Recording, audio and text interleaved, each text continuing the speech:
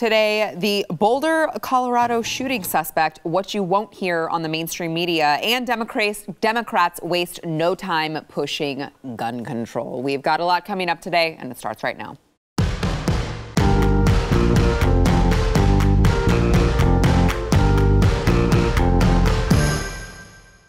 Welcome to the news and why it matters. I'm Sarah Gonzalez. Today joined by Sheriff Bill Wayburn himself of Tarrant County. Thank you for being here. It's great to be here. Also, Jaco Booyens, host of the Jaco Booyens Show. Also, thank you for being here. It's good to be with the sheriff. It's good to be with you. It's good. I mean, I am glad to have both of you here for both of your expertise because both of them are so needed today. So, headlines for the day. Today, the Boulder, Colorado police officials updated the public regarding the mass shooting that happened yesterday at the King Soopers grocery store. It, of course, left 10 people dead, including the first police officer to arrive on the scene. The suspect has been charged with 10 counts of first-degree murder. Now, I would just like to, just for reference, before we knew all of the details there, of course, not only mainstream media, journalists, also people such as Kamala Harris's sister herself. We were hearing from everyone about how white men are horrible. This was obviously a white man. We have to stop white men killing people, on and on and on about white men. But police later identified the suspect as Ahmad al-Alisa, 21-year-old who is a refugee from Syria. So, not a white man, as it turns out. And it's interesting because, and gentlemen, I do want to get your thoughts on this, but it is interesting because I did go to these, CNN headlines right before we started, actually. And I was just kind of browsing to see what they said about it because, anytime there's a white man who opens up fire, I mean, we just saw this in the shooting at the spas. Right. It was a white man and he was targeting Asians, and no mention of the person's race. 21-year-old suspect faces 10 counts of murder. What we know about the shooting suspect, and of course, in these articles, buried in the articles, it says, well, his family said that he wasn't really political. So even though if you went to his Facebook before it got scrubbed, he had articles from the Washington Post. One of them was about the refugee migrant issues that they wrote about under President Trump. And he said Trump's, and he used a word that I won't say, but it wasn't pleasant words about President Trump. Now, if you listen to the mainstream media, of course, it's just, well, it was mental illness, it was paranoia. He certainly had no political affiliation, so it couldn't be that. Also, nothing to see here because this isn't a white male that we can put up as a poster child for why white males are horrible. And so, again, I'm not here to push any certain narrative. I want the facts to come out so that we can know them. But it's just frustrating that if you are a certain race, a certain ethnicity, perhaps a certain religion, they're always very quick to put that as the reason, as the motive for anytime anything like this happens. Now, all of a sudden, they hear the name of the person and they've stopped and kind of revamped what they're going at. Sheriff. Well, first of all, the 10 people that perished there, how heartbreaking is that? Mm-hmm. And I will tell you from a law enforcement perspective is that officer that rushed into that alone was an incredible hero. And I understand he was the father of 7 children. That set aside of that horrible tragedy, this narrative where they jump on this, where they want to bring race into it, instead of deal with that evil walks boldly among us. And it comes in every color, white as well as every other color. And this is what we're dealing with. We're dealing with evil people who walked in with evil intentions. And often when you rush with the first report, it's always going to be wrong out of these crises. And but they want to rush that narrative of racism, which I think is an empty word these days because they've overused it. And I think that is showing their own bigotry. That's a great point. Yeah, Sheriff's making such a good point, and I've said it before. It seems to me they cannot run a country or a party without bringing race into the equation, and race divides. The second you go there, you're polarizing people in the midst of families losing family members. Absolutely. Which should be the focus. Yeah. The tragedy of the people, rallying around the people, the family members, right? One thing that's not mentioned that also gets me, Sarah, and you pointed to it a little bit, is religion, right? The second it seems to be that it could be an individual that is of Muslim descent or Muslim belief. Right. There is silence. But churches are shuttered. Christians are thrown under the bus. And it's wrong. It's just not right. We are a country where all men and women are equal and free. You believe in your faith, whatever it is that you want, 100%. But you cannot call balls and strikes and change the game mid-tempo. Because the illusion is, well, if it's a white guy, it's probably a Christian. You know, if it's Christian, it's probably a white guy, you know, and not so much, all right? Again, evil, to the sheriff's point, evil does not profile. It doesn't ask, are you black, white, Hispanic, Caucasian, South African, African American? It doesn't ask that. It's an agreement. It's people who make agreement with evil, and they're led by evil, and they're going to do evil things. Absolutely.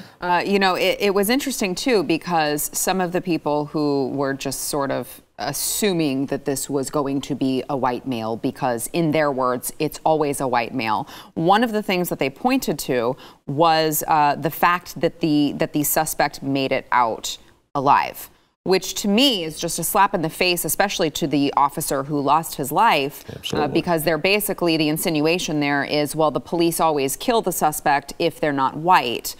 So it must have been white because he was actually brought out alive. What are your thoughts on that, Sheriff? Well, I think that the police department did as good a job as they could. It's unfortunate they didn't prevent the deaths of those 10 people. However, I believe that suspect was wounded. We don't know where that bullet came from, and that they brought him out alive but wounded. And these people haven't been in those combat situations. Right. They don't understand that the dynamics are tenths of a second, not seconds long. And people, good people, the cops in this situation are making split-second decisions to do what they can to neutralize the situation, and that's exactly what they did. And that's called a success. Even though we lost 10 people, it's horrific. They ended that. Yeah. Sheriff, huge success. I mean, what do you want police to do? They kill a guy, they're wrong. They bring him out alive, they're wrong. And it's almost like they want the police, if it's not an African American, a black man, to say, well, should have shot him because he's not black. I don't understand the mentality, always putting law enforcement in the corner. Damned if you do, damned if you don't. I mean, this is a massive, under the circumstances, a victory of law enforcement doing the best it can. Yeah. This shows you that it's really not about the people. It's about rhetoric. And they'll spin it anyway. And I want it to be about those 10 families. 7 children. 7 children now need to be comforted and say, your dad died for this country. Your dad is a hero. That's a decade worth of therapy that's about to ensue in that family at this moment. Why aren't people focused on that? Focused on how do we rebuild that community and those kind of things versus throwing race in and start polarizing people in the middle of this thing. Yeah, I mean, and you know, of course, the details have not come out of, you know, how he got the gun, all of that. So, you know, we'll get into the whole gun control being pushed by Democrats before the bodies are even cold yet. But it is very frustrating, too, because, you know, you bring up, Sheriff, they did as good a job as they could do. However, the best way to, you know, to make sure that people aren't able to do the mass amount of damage is to make sure that citizens feel empowered to arm themselves, because police can only do so much. They can't be in every single place at the same time waiting for something like that to happen. There's going to be some sort of response time involved. Absolutely. Is that in the study of mass shootings, they last about 90 seconds, and think about an incredible police response is 2 minutes. So, you know, they're 36 seconds late when these things are happening. And going back to those dynamics of the police are rushing to the scene, they're going to get there, they're going to do everything they can. And I might add that in a long time of policing and knowing a lot of officers that have been in there and done that and been in these gunfights, never, ever have I ever seen race be a factor It's been, I need to stop the actions of this person. I am in fear of my life.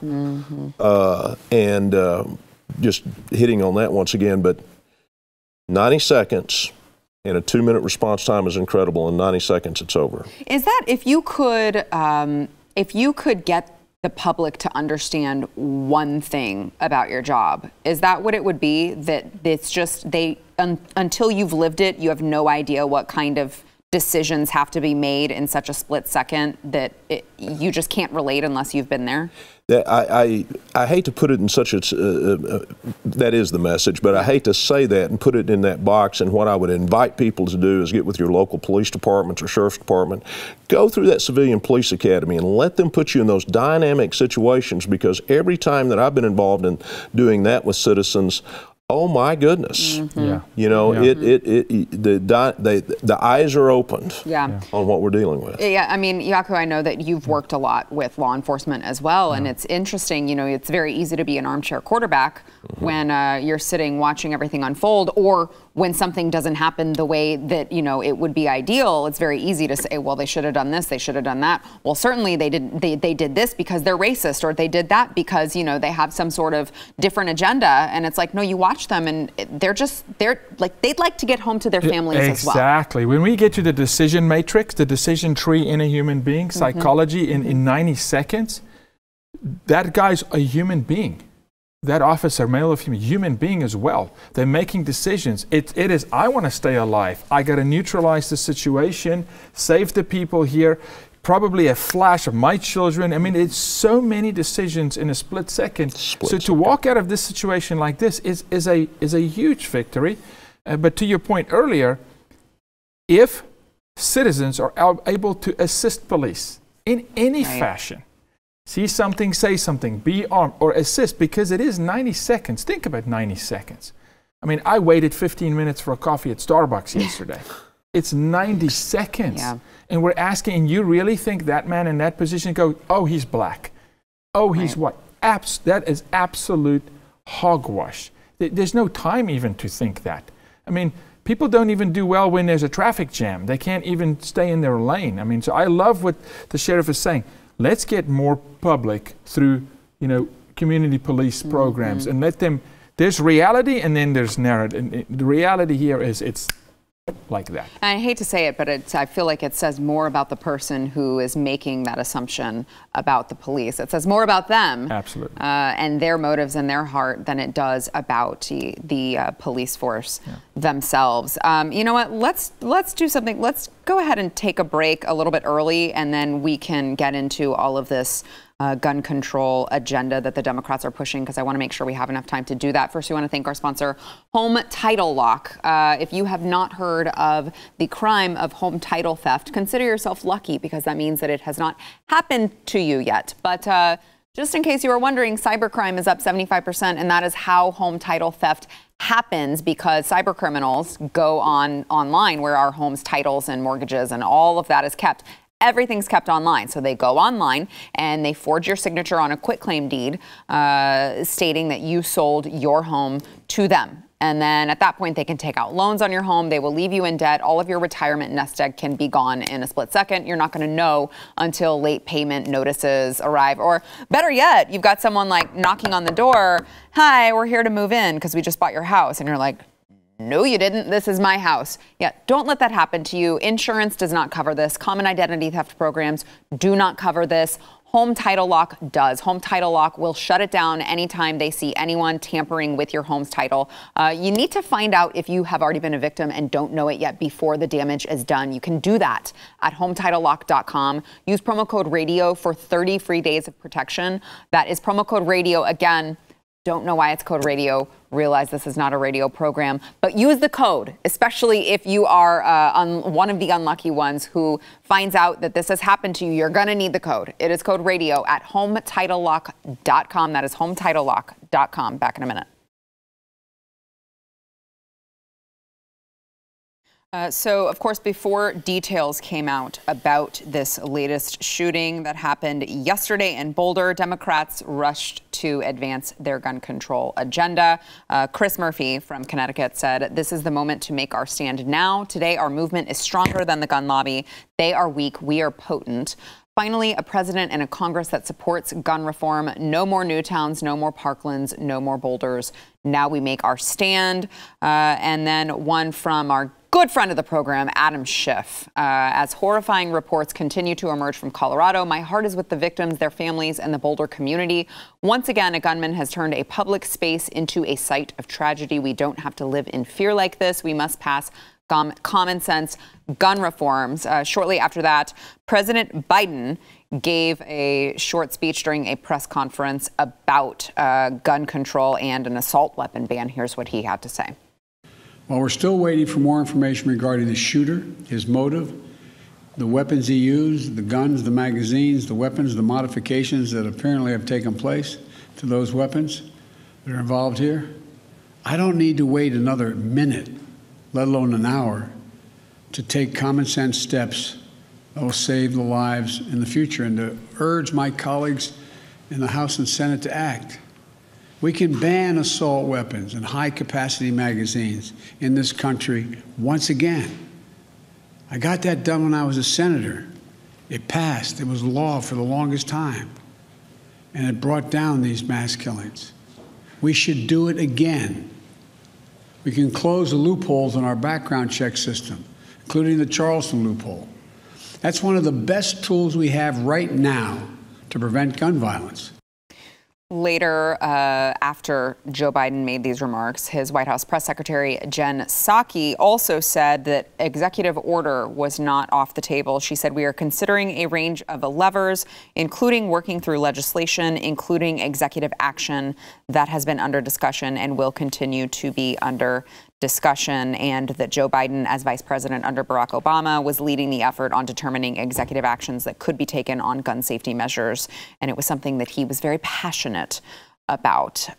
So, Sheriff, these are, I feel like this is the exact situation that we feared, you know, having the Democrats in power, having a Democrat as president, that they would try to stuff through part of their agenda, one of which is gun reform. What are your thoughts on what Joe Biden suggested there with, you know, all of his, the jargon, the keywords, the buzzwords that he used? What are your thoughts on that?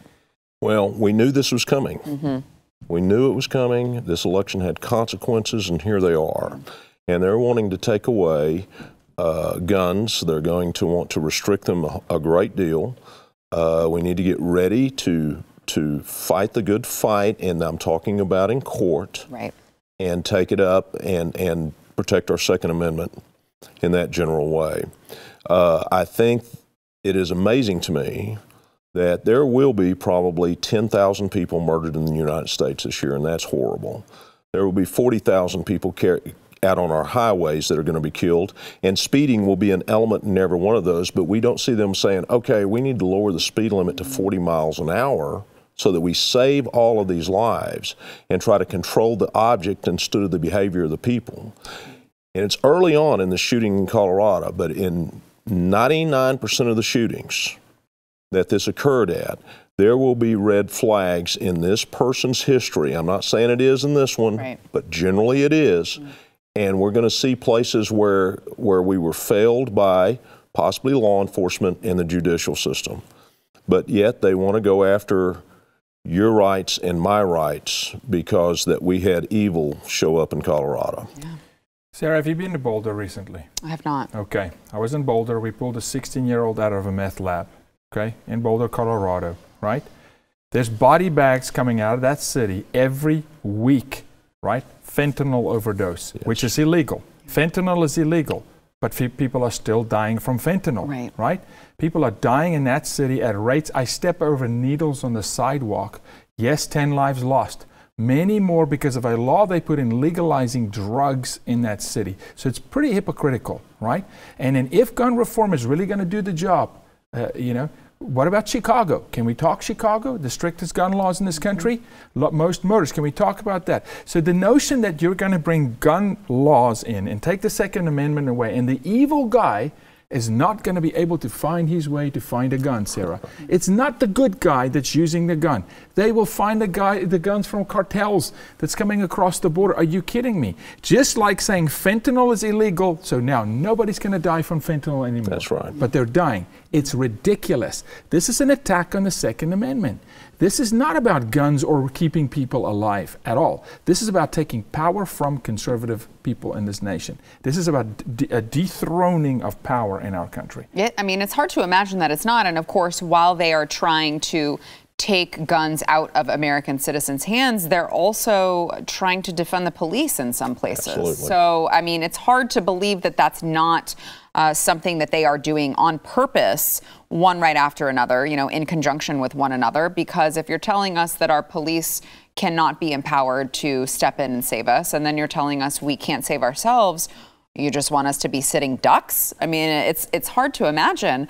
Sheriff, I also want to get your thoughts on Joe Biden's, the vocabulary that he uses, because I think that it is it's very distinct, and I think that it's intentional that he, you know, when we're talking about weapons like an AR-15, he, you know, uses the term assault weapons ban and high-capacity magazines and all of these words that sound very scary, but in actuality, they can make whatever weapon they want an assault weapon. I know in one of their latest bills, my tiny little 380 that I have at home as one of my, well, I had it at home until there was this really big accident and I lost all my guns. Whoops. So don't worry about me. I don't have any.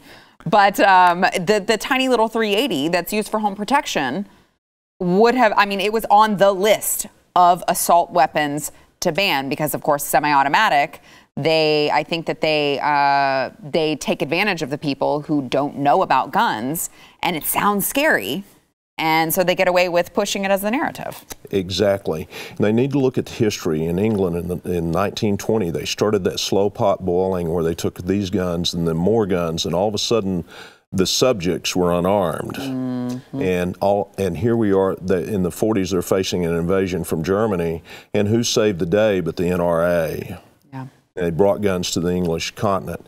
And we armed the English folks. But you're right, he is using specific language to send specific signals of this is what we're going after, and we're going to take those, and then we're gonna start with the little pistols, and pretty soon, you know, that double-barrel shotgun that your grandfather gave you is now, it's pretty dangerous. It has 2 shots in it, so we probably need to narrow that to 1 shot because we know the Second Amendment is about sporting, right?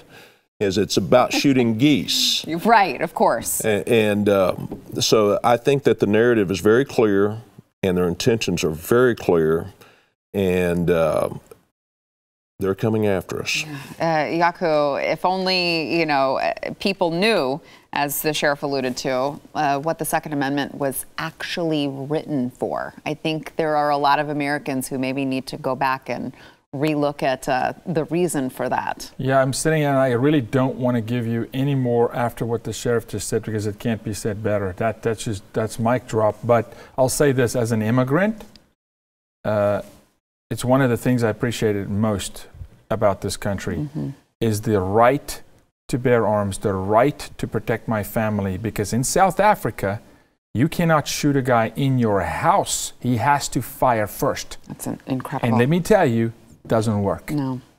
Okay, so just as an immigrant, it's one of the key things that I appreciated most, that I can actually defend my family in this country, and that's what they're coming after. They want you to be fully dependent on the government. That's exactly right. Yeah. All right, we've got more to come. First, we want to thank our sponsor, Built Bar, which, by the way, I don't think I've talked about this on the program. I in my coffee mug. No, it's not wine.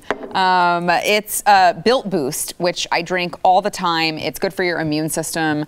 It has like your 100% of your daily vitamins and minerals, and it also has energy boosting vitamins and minerals in there as well, because mama don't sleep. All right, so mama needs Built Boost to survive and keep my immune system healthy and strong. But you also need Built Bars in your life. If you are looking for a quick snack and maybe you're trying to stay away from the junk food, I know I've heard from so many of you out there, you guys are loving the Built Bars. I'm so happy to hear that. I know Yaku, I got Yaku on the Built Bar train as well. Now you gotta get me on Built Boost. I know, he's like, ooh. And this is natural. Yes. Yes. This is natural. Yeah, which is hard to find. It's like a little fizzy. You put in your water bottle. Yeah. You know me. Yeah. I'm not going to use a brand that's all chemicals. No, she's not. So it's the good stuff. All right. But Built Bars as well. They're low in calories. They're high in protein and fiber. And I probably eat too many of them a day. I don't know.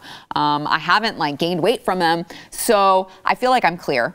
But they're covered in 100% chocolate, and they're a great snack for those of you who are looking for something that tastes delicious, but also isn't going to add to your waistline. You can go to BuiltBar.com, use promo code NEWS15 for 15% off of your next order. It is NEWS15 at BUILT bar.com. That is BuiltBar.com. Back in a minute.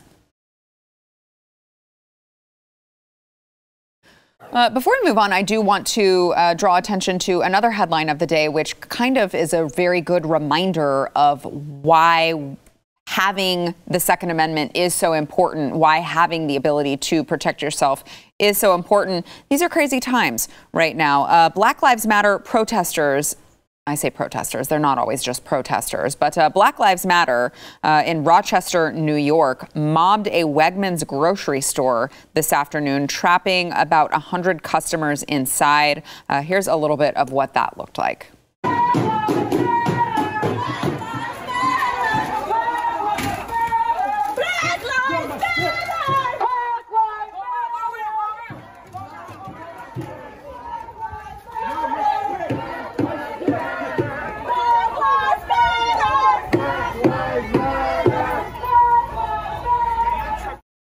So the store, after that, remained closed, and they were able to allow the customers out of the store.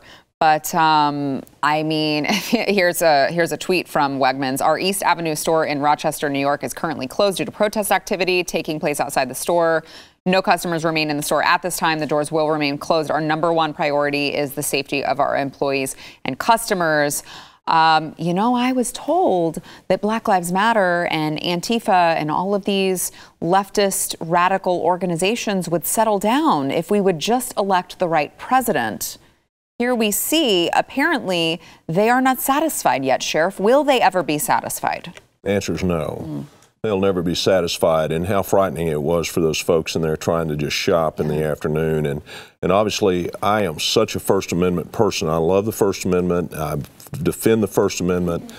That was stepping over. They were on private property. They were getting aggressive. And, you know, the Black Lives Matter movement was noble in its essence. Yes, I agree. Yeah. Absolutely noble in its essence. And it's been hijacked by some communists and socialists who have taken it to a far left extreme of radicalism. And them, Antifa, and by the way, the white supremacist groups and all of those groups, they all need to be dealt with in a matter of law enforcement, in my opinion, that they are groups, Antifa, groups that are clear and present danger to the United States and the fabric in which we were found. Yeah, if you break the law, you're breaking the law. That's right. The law should not ask what color you are, what a group you're, far left, far right, I don't care. Private property rights, these people. When you use your First Amendment right to harm someone else, you've overstepped, period, end of story. Even just to frighten somebody, you can't. But it's not going to go away, Sarah, because it was never about that. These are radical individuals, anarchists, love anarchy. They want to see the world burn. It doesn't matter who's in the White House. What happened, though, to the point made, is a movement was hijacked, like it always is, like the Me Too movement was hijacked. Yes. They get hijacked. They start noble and they get hijacked and radicalized for political motive.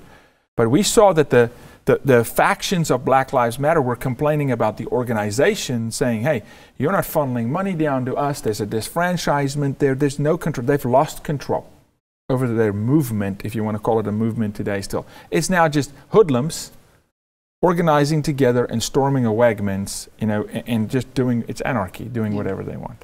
Well, it's almost as if, you know, letting them burn down cities and then electing a president who excused, you know, all of it and stood by while they did all these things. It's almost as if that kind of emboldened them. But hey, what do I know? Moving on to the White House, Press Secretary Jen Psaki was repeatedly pressed multiple times about the White House, the Biden administration's decision to use taxpayer dollars to put illegal immigrants up in hotel rooms, while, of course, National Guard troops were forced to sleep in parking garages in Washington, D.C. Here is a little bit of Jen Psaki on that. You are opening up new facilities. One of the options that's being reported over the weekend is spending $86 million on hotel rooms for some migrants and feeding them. How do you square that with the National Guard troops who were sleeping in parking garages and, you know, some of them got sick from having contaminated food? That's a disparity a lot of people are pointing out, that our National Guard was treated one way and then illegal immigrants are going to be put in hotel rooms. Well, first, let me say that at the time when we became aware of the conditions, National Guard troops were in parking garages, as you noted. The president called the head of the National Guard that day and offered his assistance, offered to play any role that he could play, boosting morale, asking for more aid, making sure they had the right, were treated in the way that they deserved for the incredible role they've played. So Jen Psaki taking some heat there. She's not the only one. Vice President Kamala Harris is also taking some criticism for laughing. I mean, they should have expected that from her, because that's all she knows how to do is laugh anytime she's asked a question. But she laughed when she was asked if she planned to visit the southern border. Here's that exchange. Do you have plans to visit the border? Not today. But I have before, and I'm sure I will again.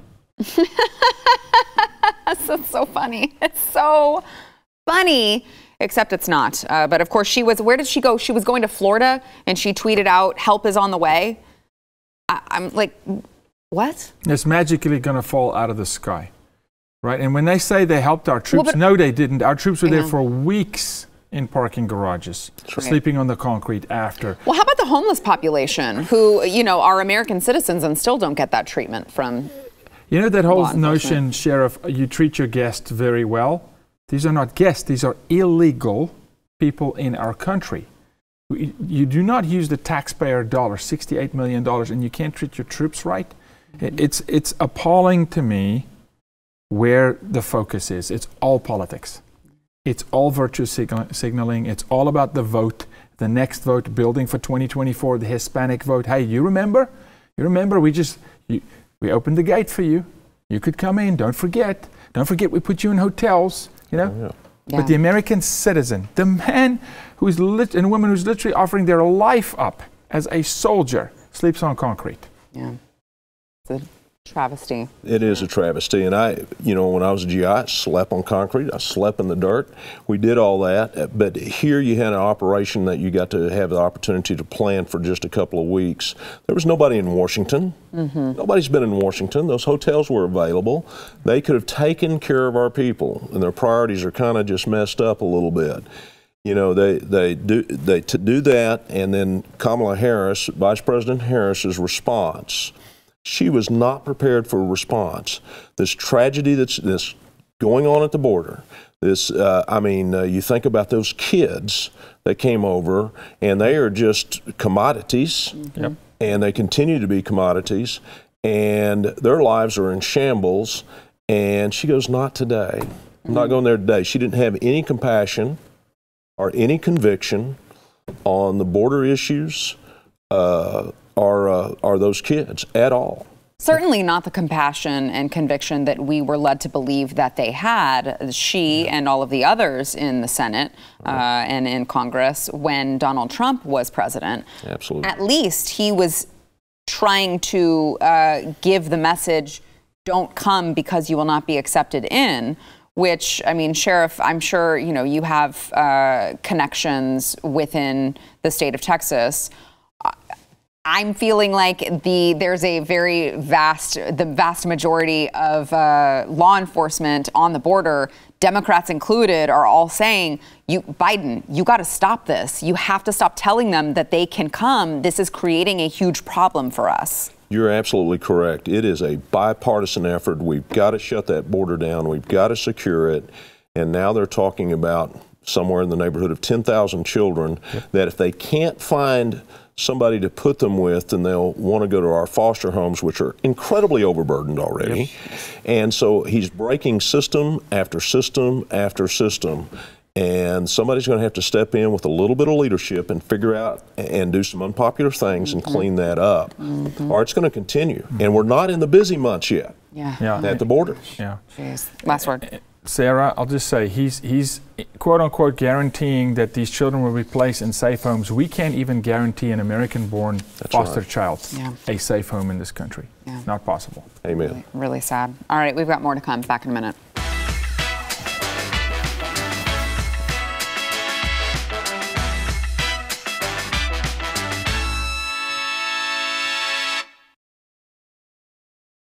One of the nation's largest health insurance providers, Cigna, has allegedly told employees not to hire white men.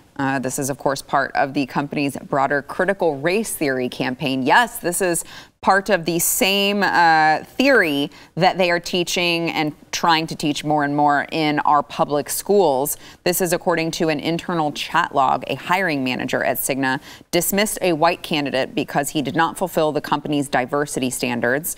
The employee in the chat suggested that the company interview a man with extensive experience for an open position, and the hiring manager allegedly told the employee that the man could not be interviewed because he is white. And then included in their training was an inclusive language guide, which told the employees that the phrase "hip hip hooray" was inappropriate language. It also told. This is so stupid. What? I can't believe I don't know. But here's some more for you. Don't use the term brown bag lunch. You have to say lunch and learn or grab and go because brown bag lunch is somehow not inclusive. Wives, husbands, boyfriends, girlfriends, you can't say. You have to say spouse or partner. You cannot say mothering or fathering. You need to say parenting. By the way, don't use master bedroom because that's very triggering. So you need to say the term primary bedroom. And I don't even understand this one. Long time no see needs to be replaced by it's been a while. So let me just say this to you. The answer is no. This is America. Please, public. They can't tell you what to say, how to think, what to do. It's incredible. I want just for the record, I'm a very confident heterosexual married to a woman, a wife. There's two genders. I'm a man. I have children. We do live in the master bedroom, and I love brown bag lunch. I mean, you have to wonder, who are these people who sit around and think about these things to be offended by? What does that say about them? Oh, my goodness, those poor people, that they have nothing better to think of than this. And I agree with what Jaco said, is that this is America, and don't let them change this. You know, moms have earned that title. Dads have earned that title. Yes. Being a wife is a noble thing. Being a husband is a noble thing. And Cigna, what a bigot, racist group of people. Yes. And when are we, here we are, I believe in what Martin Luther King said. When are we going to judge people by their character instead of by their skin color? I'm a conservative sheriff of a major county, and probably, as far as major counties, the most conservative sheriff. And I have promoted more people of color and more females to positions of authority than any of the previous sheriffs. But not because of the color of their skin. Right, because they earned it. Character. That's it. There Character. you go. Yeah, Workers do his wages. Scripture, 100%. I can't think of something more discriminatory and racist or, you know, xenophobic or whatever, sexist, to say that I can't earn it myself, that you have to do it because of my gender or the color of my skin or whatever. I mean, it's just like, that is such an insult. Yeah. That is way more of an insult than... Sarah, this is affirmative action. Yeah. It is. Yeah. This is affirmative action, and they will want it to bleed into, oh, when you open a new business, you got to be X percent what they would call minority owned. Yes. Well, who's the minority? I would argue the way you treat us, right. There are other minority groups that you don't pay any attention to. Yeah. With the wrong color skin. So this is affirmative action in broad daylight. It's despicable. Cigna, that is racist. They're bigots. Awful. Awful. All right, before we go, we got a couple minutes left. Let's talk about the former UFO program chief at the Pentagon, Luis Elizondo, said that there are unexplained vehicles that the Pentagon has seen. Here's a little more on that. We are seeing these, let's call them vehicles, if you will, that are incurring into controlled U.S. airspace, that are displaying performance characteristics that are frankly well beyond anything that we can either replicate or in some cases really even understand. My business has always been that as an investigator. I was an intelligence officer for the U.S. government, so my business was just to find the truth, whatever the truth is, whether it's a terrorism investigation or counter-espionage. Yeah, we applied the same methodologies we did investigating terrorist, if you will, operations and operatives as we did with this. And the information is very compelling. It's real. Yeah. I just felt like we should bring a little bit of attention to it because in the crazy chaos that is 2021 and 2022, I think they started talking about it. Like, we're talking about UFOs and nobody's paying attention to it because there's so much other craziness going on. Have you ever had any experience with any UFOs? Well, none at all. In fact, in watching that video, that could have been my hat when I was so frustrated over the elections throwing in the air. But that's right, Sheriff. It might have been what it was. But you know, we have been entranced with these things since the last 100 years, and we're going to continue to be, and we're going to have things around us that are unexplainable. Yeah, I don't know that we'll ever get to the bottom of it. I just all that's ringing in my head is E.T. phone home. It's just thanks Spielberg, you set off the avalanche back then. You know, I mean, to me it doesn't matter. Honestly, I'm here on this planet to care about people and save human lives and advance people. And if there's an alien out there and he's a foe, send him down so we can square up. Well, until then, I care about the people that are alive here that we need to take care of. Well, listen, I mean, if they are out there and they're watching us, there's no doubt in my mind that they're like, yeah, we don't want anything to do with you guys. Y'all take care of your own problems. You clean up that mess. We're going to stay up here and watch you from afar. All right, we got to take a break. Back in a minute. Travel fastly. Yeah. They're like, we don't know how they're going to treat us. We're green. All right, don't forget, if you have not yet gone to wherever you got your audio podcast, there's about 10 million platforms available now, but wherever you go, Stitcher, iHeart, Apple Podcasts, go to wherever that is, find the news and why it matters, subscribe, rate, and review.